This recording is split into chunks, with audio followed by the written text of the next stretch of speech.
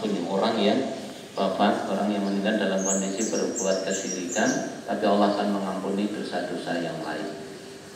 Sementara yang lain, lain asyrakta la yahbatanna amalu. Kalau orang berbuat kesyirikan, amal yang ada itu akan dihapus. Bukannya yang dihapus, tembakan. La yahbatannya nggak dihapus. Ini yang berat. Nah di situ nanti ada kerangka. Syirik itu ada yang akbar, ada yang asghar. Yang asghar tadi ada riya, pamer, ya, ingin dipuji manusia.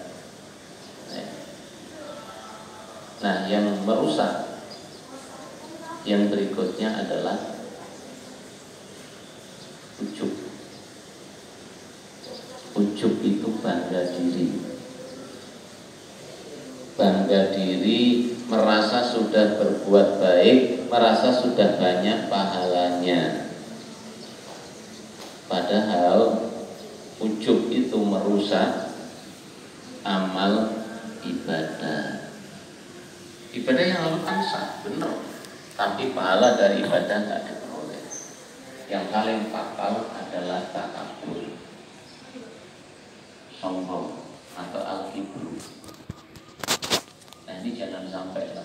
Kita berupaya di saat muncul riya, di saat muncul sum'ah, astagfirullahaladzim ya Allah, ampuni ya Allah.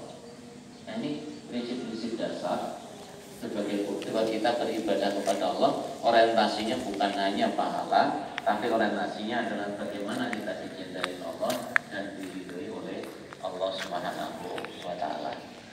Dan saya kira itu yang perlu saya sampaikan kepada ibu-ibu. Ya mungkin ada yang bertanya, satu dua monggo. Karena sekarang ini saya segera selesai pulang. Oke, monggo.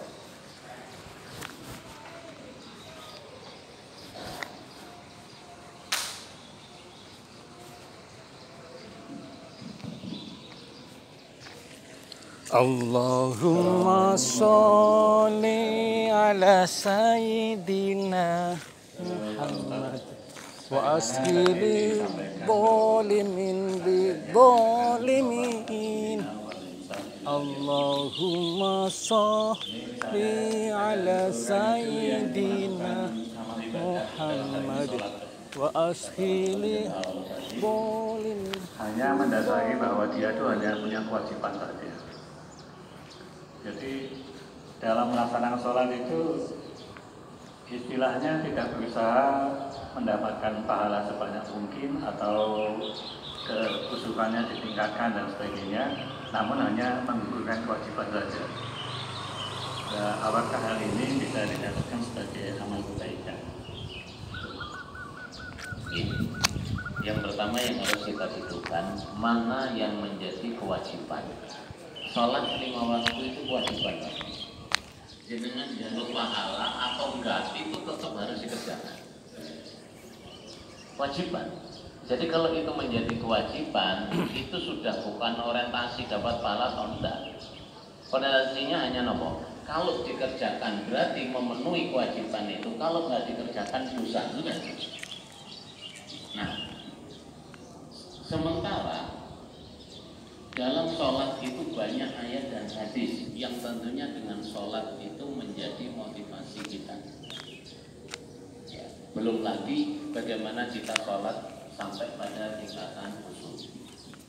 Karena orang yang khusyuk nanti akan mendapatkan kemuliaan Jannatul Firdaus. Orang yang khusyuk dalam sholatnya akan mendapatkan tumaninah, ketenangan. Orang yang khusyuk sholatnya mendapatkan lezatnya ibadah. Kalau sekedar kewajiban Pak, dia setelah kewajiban maka kita tingkatkan dulu. Sholat itu setelah kewajiban kita tingkatkan apa? Menjadi nomor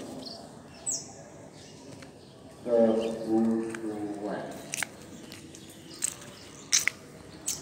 sehingga tidak memandang sholat wajib saja.